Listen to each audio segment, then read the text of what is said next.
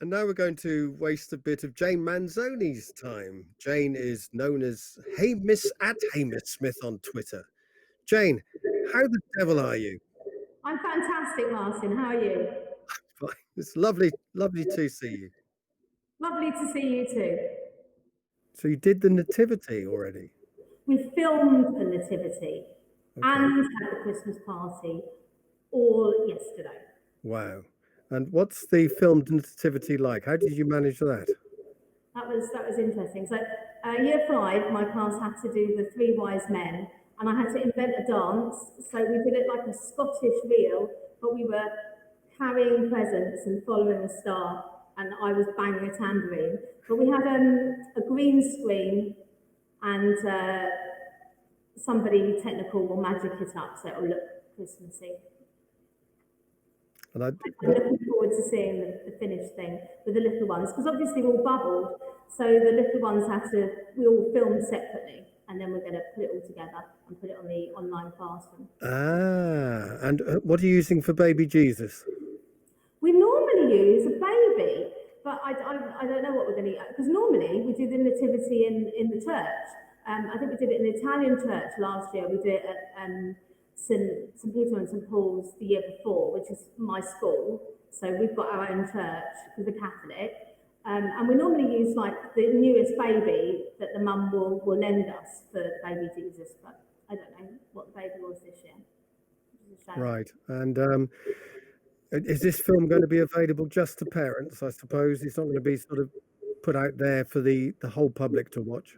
Oh, no. It's because the Google Classroom is firewalled. What's that called? Like that, it's just for us. It's just for the school.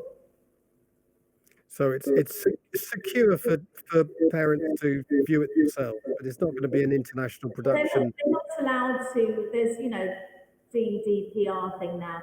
They're not allowed to put it on their Facebooks and stuff. Yeah, that's a shame. So it's not going to be like, I mean, it's not a shame. It's the right thing, of course, but it's not going to be like Captain Marvel, a great Christmas release or anything like that. No. Okay. Perhaps you can show me something, perhaps quietly, or no, perhaps not. Anyway, this year started, I suppose, with great hope. It's going to be 2019 was a bad year, so 2020 was going to be better, and everyone sort of looked forward to it.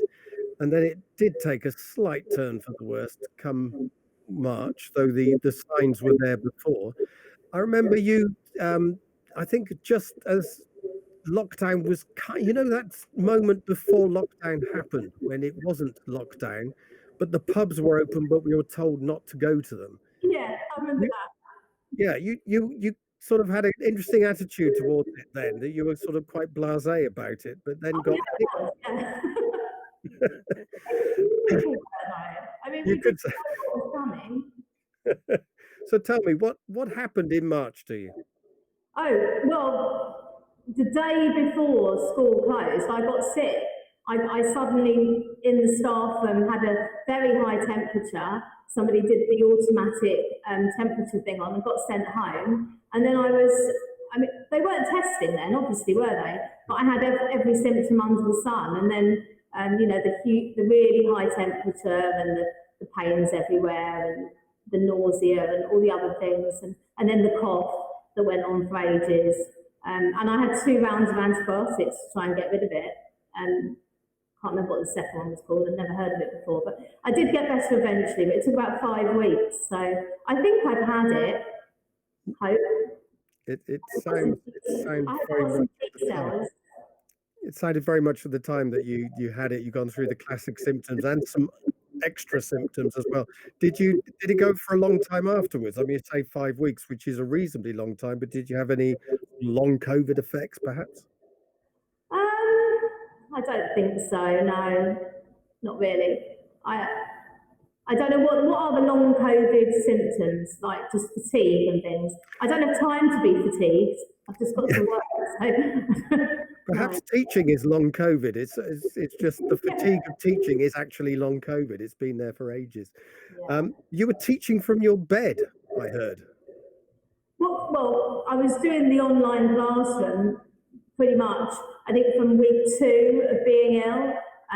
But it started off gradual. We were finding our way with what online learning looked like. So I think to start with, I was uploading an English task and a maths task and a couple of other things. And then gradually, as time wore on, I started doing videos of myself and things like that. But it was, at the beginning, we didn't really know what we were doing. Nobody knew what we were doing. We went from teaching in a classroom to suddenly trying to teach on technology that we didn't use that much.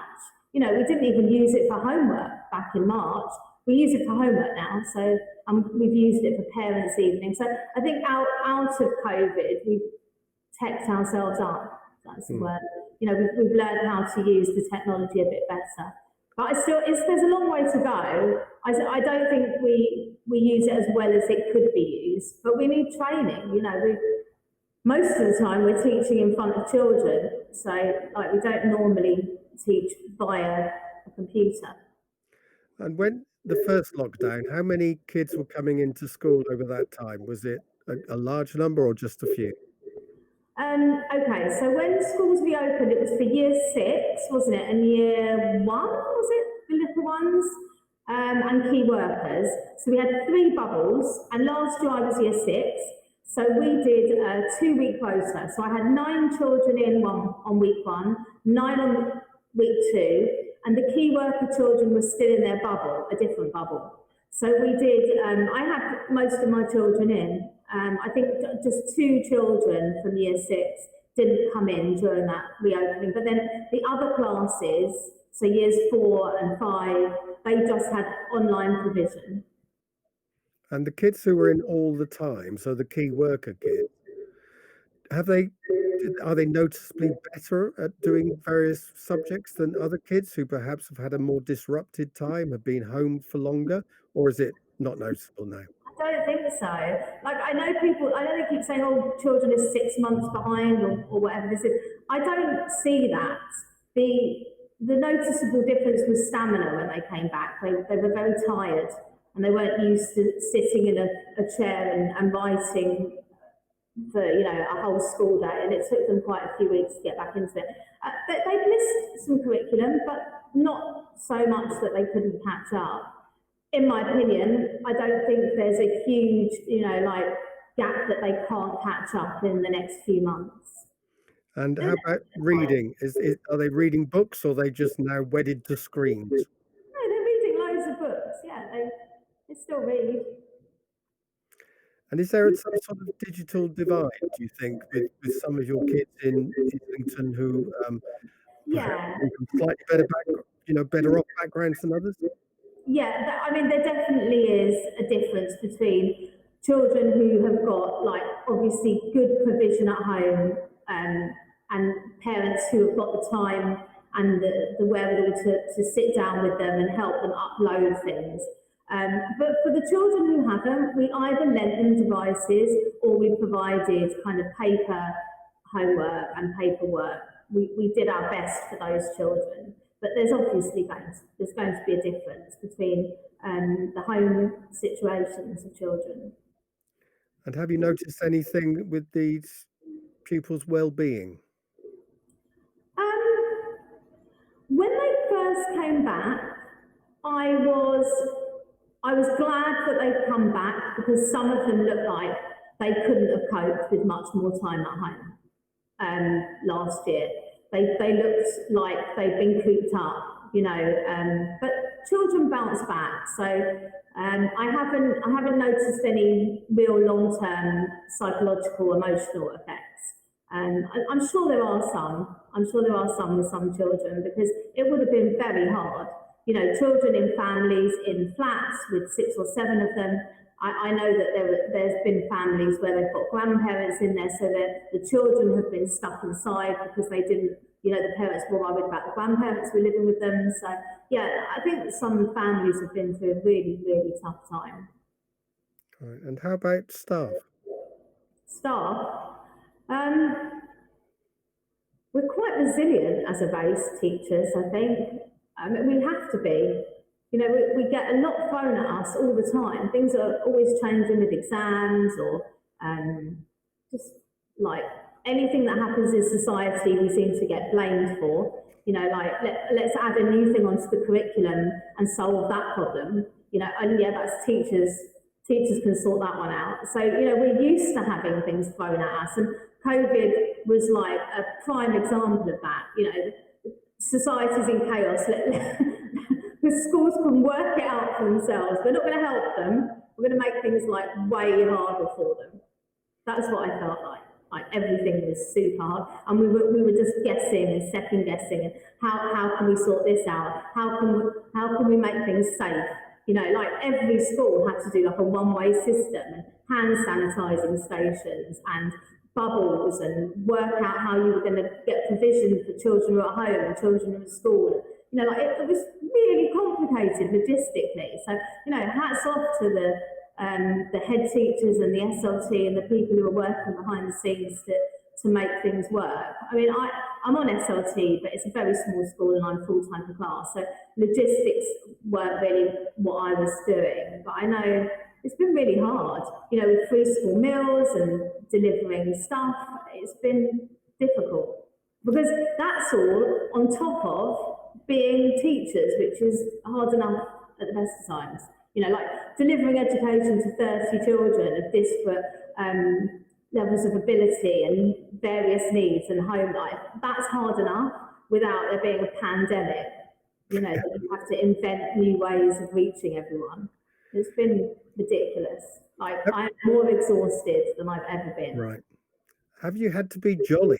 I mean, more jolly than usual? I mean, I am what I am.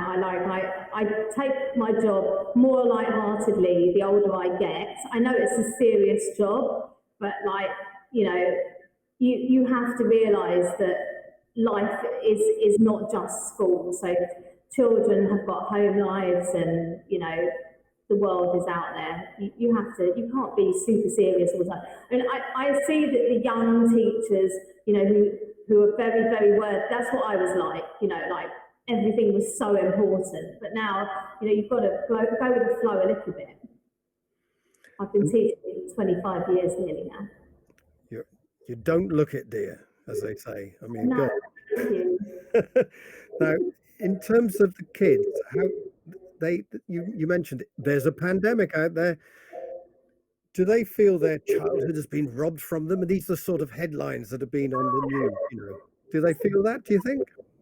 No, they're fine. Yesterday we had a party. There's like this TikTok mashup thing they want to dance to. And they're like all screaming and shouting, just like normal children. Like I haven't seen, like they're not all here emotionally, like they're little children and they still have fun and they still see joy in life and still try and get away with stuff and, and push the buttons if they want to, and run around in the playground. Like they're just children.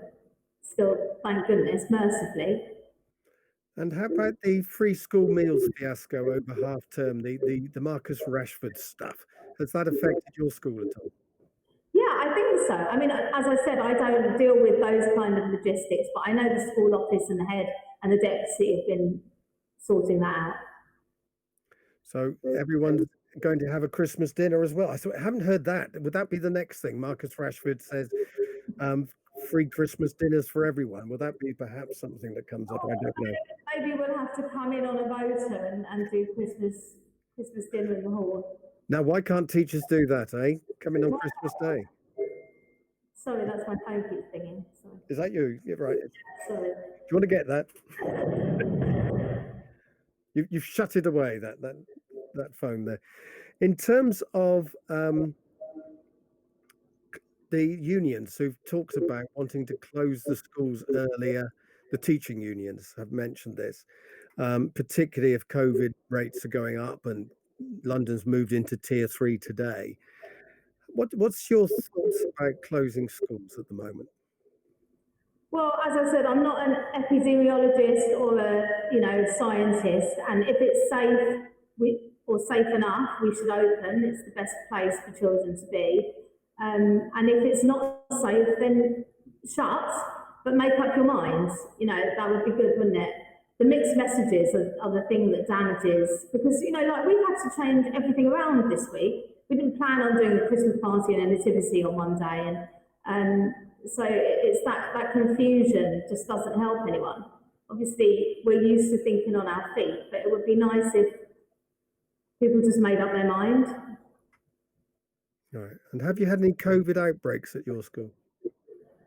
Well, Apart from yourself? Because they didn't test, I didn't go down as having had COVID.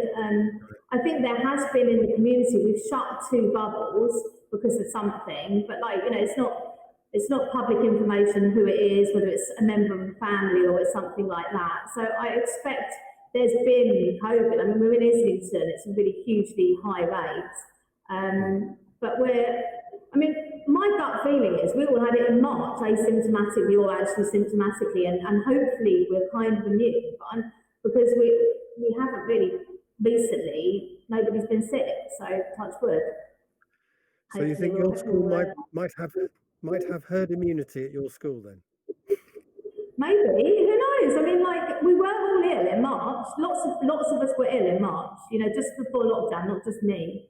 My TA was last year, and a couple of people downstairs were really ill. So, but nobody knew, did they, in March? So we weren't all getting tested. Nobody's really had an antibody test, as far as I know. I think somebody has, but they didn't have any antibodies. But then that's not necessarily showing up, is it? We're all feeling around in the dark at the moment. We don't know much about this virus. Let's hope that the vaccine works. Because I haven't seen my parents for months. Yeah. Are you going to see them at Christmas? No, I can't. They're shielding. Until my dad gets a vaccine, he's got COPD at 75. And quite rightly, my mum's like, well, Jane, you know, we're used to speaking on the phone. I'm not a baby anymore. Like, when they've had the vaccine, I'll see them again. Right, and they hopefully will be. I think my mum's getting it next week. So is she? How old is she? You know, she's in her 90s, bless her. Oh, okay, yeah, that's good. So yeah, she's early on the list, so to speak. I think my dad said February, hopefully. Wow, yeah. And can you? Is he Zoom literate? Should we say? Sorry. Is he able to use Zoom? No, I offered, and they're like, no, we can just talk on the phone. I mean, they're old school. They're not interested in Zoom and things like that. I know some older generation are, but my parents are definitely, the phone's fine, Jane. Are they still out on Essex borders, by the way? They're in Edgware. In where? Edgware. Edgware. Oh, that's very top. I've got housemates now. So you have? Yeah, I've got two. I live with another teacher and someone who works on television. Ooh. I won't ask if they're famous or anything. No, she's an AP. She's an assistant producer on Muscle Howard, and Joanna works in a South Hampstead school class. Very good. Are you going to have Christmas with them, or how are you going to spend it? Yeah, we're having Christmas on Sunday. I'm going to pretend Christmas on Sunday, and they'll be back on Boxing Day. And you know, I'm fine. I'm not a child. I can deal with this. It's a pandemic. No, it's not going to be. The shops are still open. I go shopping. You go shopping on Christmas Day? No, not on Christmas Day. On Christmas Eve. And what are you doing Christmas Day then? You're going to sit in front of the telly, or? Netflix, Amazon Prime, something like that. There must be some good movies on. There must be something. I haven't read a book for months. Have you seen The Crown yet? Sorry? Have you seen The Crown? Oh, I'm not interested in that. not interested in it. I know everybody's like, wow, but not my thing. We interviewed Catherine Burble-Singh, and she was really into The Crown when we interviewed her. So perhaps on her recommendation, you should give it a try. No, I've given it a try. Yeah. It's just not my bag. No. You know that family. You're fed up with them, you know, or perhaps. Sorry? It's perhaps the Italian in you. You're fed up with that family. You know. Do you think I'm a Republican at heart? I like the real Queen and the royal family, but I don't know what it is. I think it's just because, like, I saw a clip of Margaret Thatcher. I'm like, that's nothing like Margaret. I was a Margaret Thatcher child. I'm like, that's not Margaret Thatcher. It's like, for me, it just doesn't ring true. And in the back of my mind, I'm like, what does the real royal family think? They must think it's rubbish, like I would if I was a royal. It's nothing like them, as far as I'm concerned. Sorry, controversial opinion. No, that's fine. We like a bit of controversy, especially about the crown. It's always good. In terms of coming back next term and hopefully things start going back to normal, whatever that means, next year. Do you think your children have got closer as a group of classmates, or do you think they're still will be wary about each other and perhaps different than other years because of this experience? I think that children are so adaptable that this is just life for them now. You know, the hand gel, you know, they remember stuff. I don't remember the one-way system straight away. You know, like it took the adults a lot longer to adapt to the stuff that was going on. And now for them, this is life. This is absolutely life for them. We clearly remember life before lockdown. We can't wait for it to go back to normal, us adults. And children are just like, oh, well, this is life. And that is what children are like. You know, they accept what's in front of them. They get on with it. They enjoy themselves, you know, when they can. As to being closer as a group, not really, they were pretty close anyway, you know. Children are good at making friends, aren't they? They're much more open, I think, than adults when they go into a new group. You see kids going into a playground, they kind of look around, who can I make friends with? And in 10 minutes, they've got a best friend. You know, like adults don't do that, do they? And did you miss saying goodbye to year six? Yeah, that was actually really sad. We had a ceremony, like a socially distant ceremony in the playground. We had a balloon arch and we had a photo and they do like a fake graduation thing. Well, I suppose it's like an American thing, isn't it? But they couldn't have, you know, the party that they normally have. And that was sad. But what we did is we made two videos. So I made like a leavers video, which I normally would have done for their assembly, you know, with pictures of them from reception all the way up to year six with like a tear-jerking sort of music soundtrack in the background. And then we made another video of the leavers ceremony because the parents couldn't come to it. So they could see all the children having their presentation. And they all gave speeches. So my year six, they all wrote a speech. They did it on the classroom. The ones who were in school wrote it in school, and they stood up. And you know, they're very sweet speeches, you know, about their time, how it's been difficult. And then we put it together as a video for them. But that was the best we could do. It was sad because actually they've come back, a lot of them, to pick up their little brothers and sisters. Like, hi, Miss Manzone, hi. And they seem okay now in secondary school, but they were a bit sad that they didn't get to properly say goodbye to us. Because it was only 9 of them, wasn't it? 9 on week 1 and 9 on week 2. So they didn't really, and they also didn't have their production. You know, normally we put on this huge musical extravaganza, like we have a proper theatre company in. We didn't go on school journey. They didn't get to go on their school journey with me. So yeah, it was pretty sad for them. But they're okay. And you said you're in touch with some of them as they come to pick up their younger brothers and sisters, etc. Do you know generally how they're doing as a group? Well, you know, I only hear bits and bobs from the parents who've got younger siblings. They seem to be settling in okay and happy enough. There's a few teething problems, there always are when, you know, children move on, but nothing that I could necessarily attribute to COVID. But you talk to our secondary school teachers about what their year sevens were like coming up, really. Yeah. Do you have good contacts with your school that you feed? Well, actually, the thing about Islington is, being a Catholic school, they go to so many different schools. You know, like Oratory and Francis Holland, and there's thousands of them. There's like literally 11 or 12 schools at least. So at most, there'll be 5 children from one class going to one of our secondary schools. It's not like when I worked in Barking and Dagenham, and they all went to Joe Richardson, which was Tom Bennett's old school. So I worked in James Campbell, and we were at the feeder school, and they practically all went to that school, but this is very different sort of school. A lot of them want to get into Catholic secondaries, or they try and get scholarships. And you've been teaching 25 years now, you say? Out, like 96, 97, 23, 24 years, yeah, long time. And do you feel perhaps you're going to go through to, I don't know, they're working till 70 now or something, teachers to get their pension or something like that. Do you see that your future? I'm not really good for anything else. I've been a teacher so long. I can only be a teacher. I think one day I'll try and be a deputy and a head.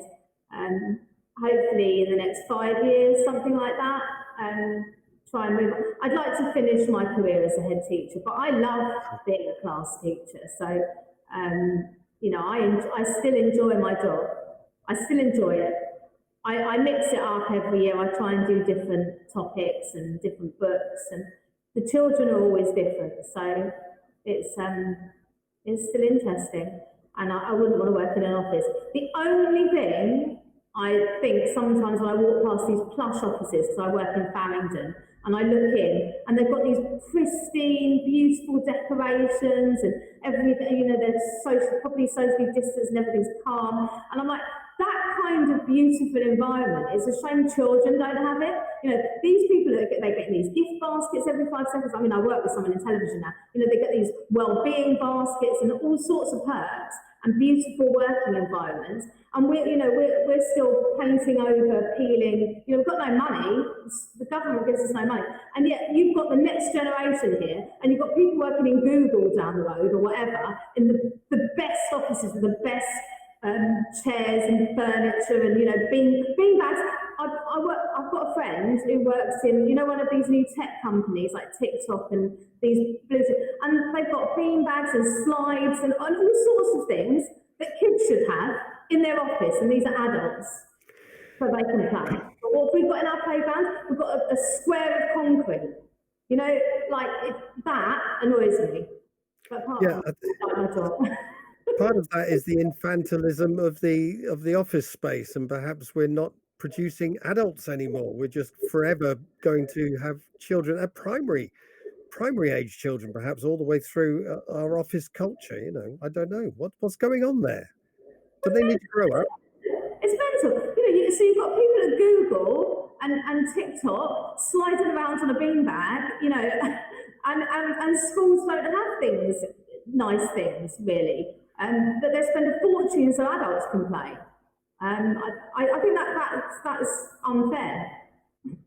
I think if anyone's there working in an office with covered in beanbags and things like that, take your beanbags along to your local primary school now. They could do with it. They could do with it and sort of grow up a bit. Perhaps that's something you could do. Go knocking on the doors of these offices and tell them to grow up a bit in a school marmy sort of way. School mom coming in saying, "Give us the beanbag now. Stop playing." Airbnb, which is just down the road, gave us a load of Henry Miller. Is that a chairperson? Gave us a load of chairs. So we've got their cast off chairs, but they're pretty big and unwieldy. So I don't think I'm going to have one in my classroom. Yeah. But we do get some cast offs. Well, that's good to know, because you've got to get something from having a school in London, haven't you, with all these offices around you, as you say. Jane, it's been lovely to talk to you. I haven't seen you for, well, basically a whole year at least. At least. Can you tell me Christmas, everyone? One thing. New Voices. Just give a little plug to New Voices and tell me what's happening. Oh yeah. Well, no, I'm going to do a comedy thing next. Oh yes, go on. Tell me about that. In the summer, Amjad Ali and Luke Crawford. I think he is like a bit of a comedian himself. In Sutton Coldfield, I think it's going to be in some comedy club. But we obviously are waiting for COVID to pass before we properly organise it. But it's going to be for Young Minds charity, just a stand-up event. And we're doing it in the Midlands because everybody complains that things are London-centric. But next year, hopefully New Voices will be back in Waterloo. And also, that other thing that I do, the reflective classroom, we were going to do a thing at the Institute of Education, but then that got put on hold. So there's three things next year, hopefully. Now take me through them all, because you've just said them all so quickly. I can't keep up. You've got the comedy night.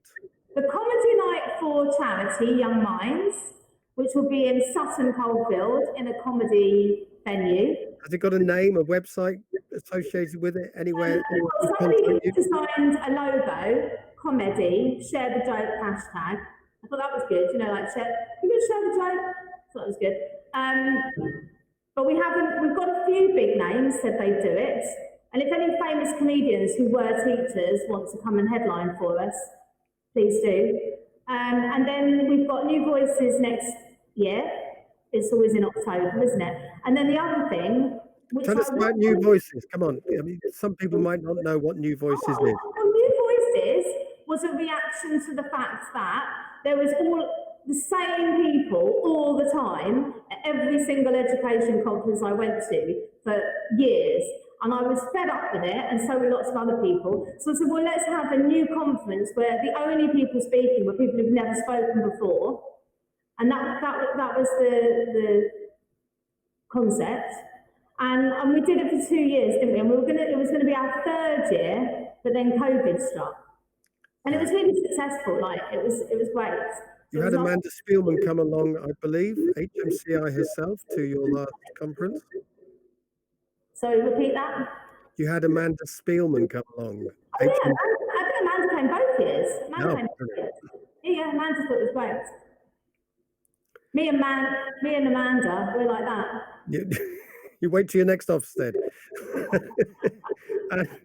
and what's the third thing?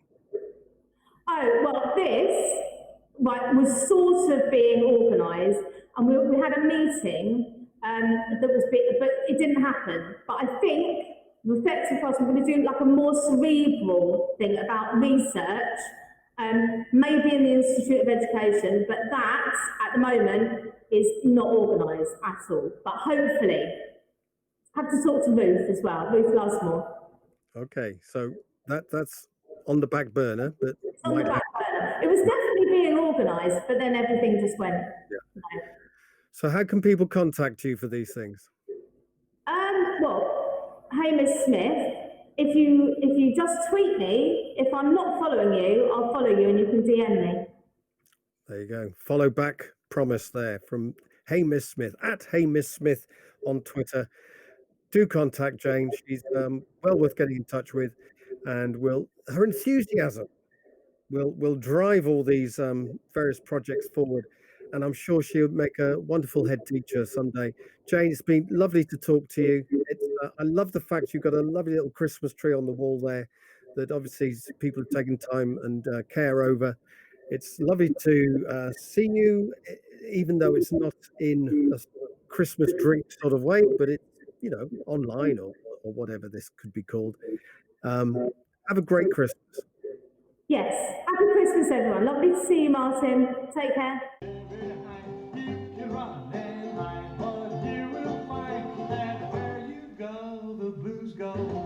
You may think